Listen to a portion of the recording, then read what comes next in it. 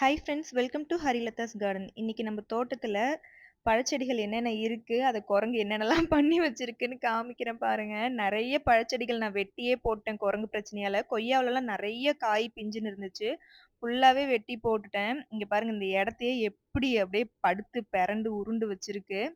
கும்குவாட் ஆரஞ்சுல அவ்ளோ காய் இருந்துச்சு. ஃபுல்லாத்தையும் இன்னைக்கு பறிச்சு போட்டுருச்சு. முன்னாடிலாம் பார்த்தீங்கன்னா, இந்த சிட்ரஸ் வெரைட்டில கை வைக்காது. ஏன்னா, அது கடிச்சுது அப்டின்னா விறுவிறுன்னு இருக்கும்ல.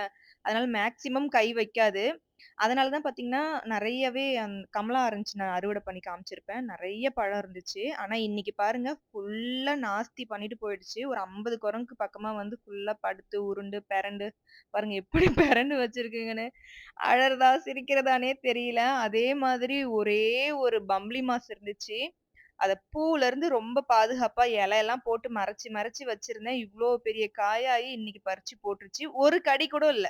ஒரு சின்ன கீறல் கூட இல்ல. இந்த இடத்துல தான் இருந்துச்சு.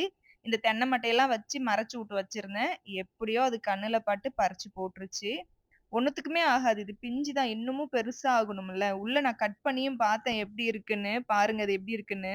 வேஸ்ட் தான் இது. ஒண்ணுமே பண்ண முடியாது. ரொம்ப கஷ்டமா இருக்கு ஒரு பக்கம். ஃபுல்லா அதே மாதிரி பார்த்தீங்கன்னா, ஸ்டார் ஃப்ரூட்லயும் இருந்த காயெல்லாம் பறிச்சு போட்டுருச்சு. ஒண்ணு பறிச்சு சாப்பிட்டாலும் பரவால்ல. எல்லாத்தையும் பறிச்சு கடிச்சு, கடிச்சு கீழ தான் போட்டு வச்சிருக்கு.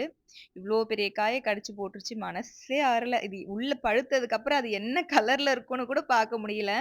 கும்காட்ட அரைஞ்சுமே பாருங்க, கடிக்கவே இல்ல. பறிச்சு வெள்ளாண்டு தூக்கி போட்டுருக்குங்க.